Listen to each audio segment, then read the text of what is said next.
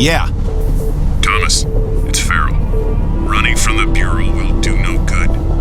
You know we'll find you eventually. Look, I understand. The caseload became too much. You weren't solving cases like you used to.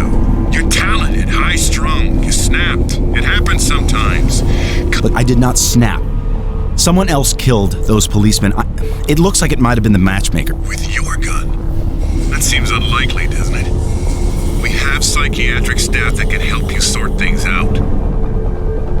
With all due respect, I don't need a shrink.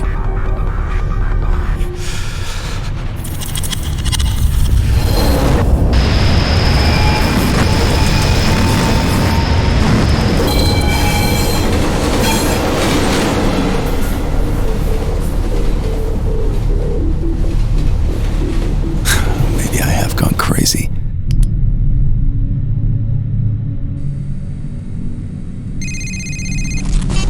Look, Farrell. This isn't Farrell. It's Malcolm Van Horn. Has your boss been bothering you? Yes. To be expected. They're not going to let this drop. You must continue with your investigation. Do you understand? Do you understand? Yes. I mean, no. What do you want from me, Malcolm? What's going on? Going on? You're being investigated by the FBI for the murder of 2 police officers. That's what's going on. You will be tested, Thomas. Of that you can be sure. I must go.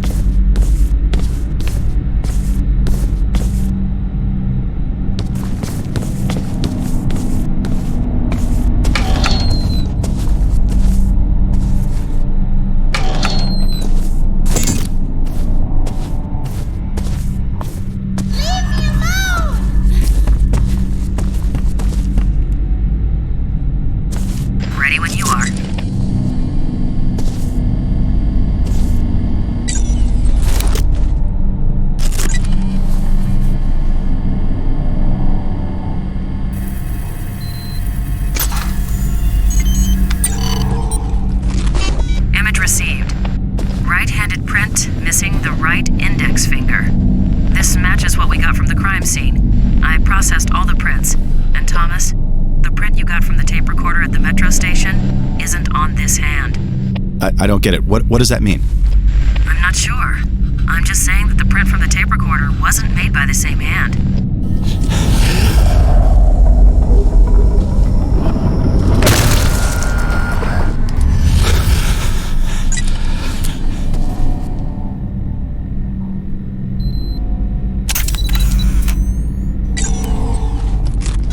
Give me a sec.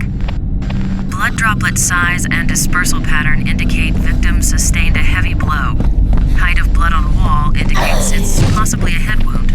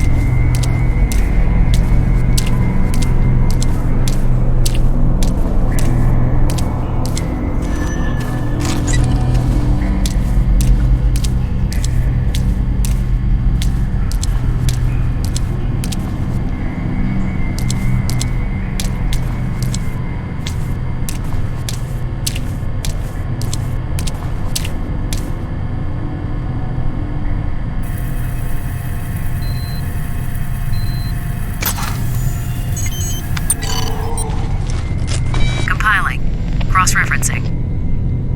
The footprint is an exact match to the print I found in the metro station car.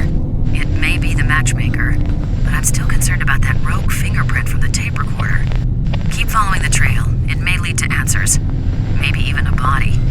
I would if I could, but this part of the department store is flooded. His trail ends here. It might be a long shot, but try using your gas spectrometer. Dead bodies start decaying immediately, producing hydrogen sulfide and traces of methane. If there's a body, you should be able to sniff it out.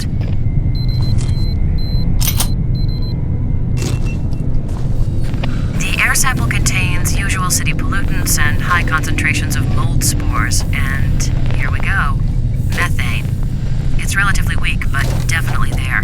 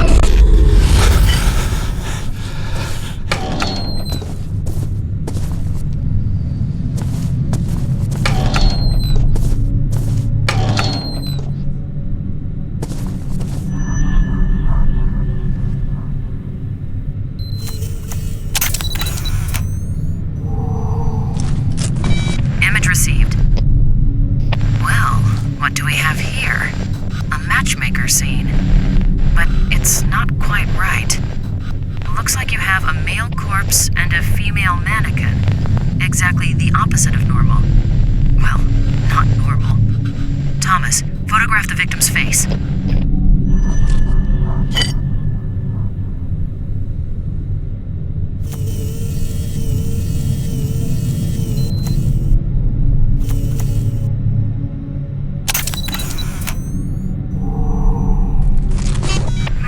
Shape and color of the facial mark is consistent with the painted marks on all the male mannequins at previous matchmaker crime scenes. But this is strange.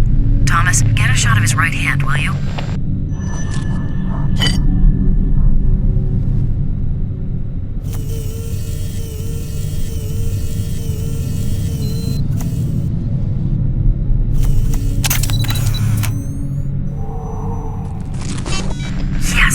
Yes, he's missing his right index finger, and it doesn't look like it's a recent loss either. This guy's the matchmaker. Well, he certainly didn't kill himself and set it up this way. See what else you can find.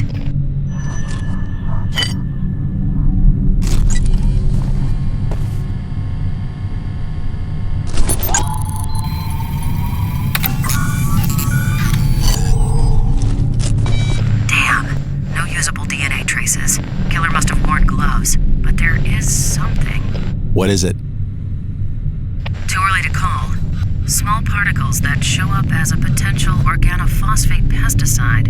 I'll work more on that and see what we get. We know you're in there. Give yourself up! Let's the fuck out! Fucking die!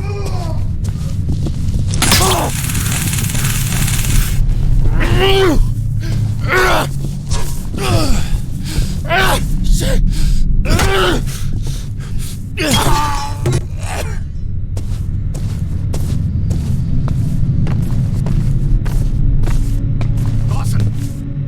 Some help here. Shit, I can't hold him off much longer. Dawson, you still with me?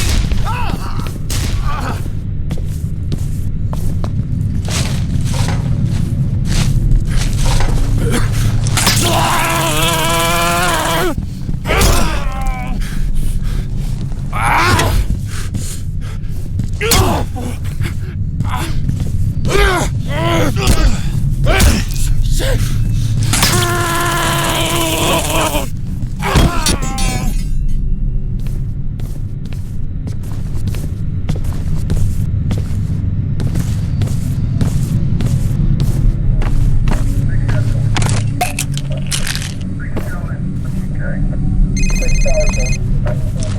I think I've got something, Thomas. The newspaper clippings you found in the room at the metro station, each of the articles talks about a serial killer that was on your case list. 9 names were mentioned.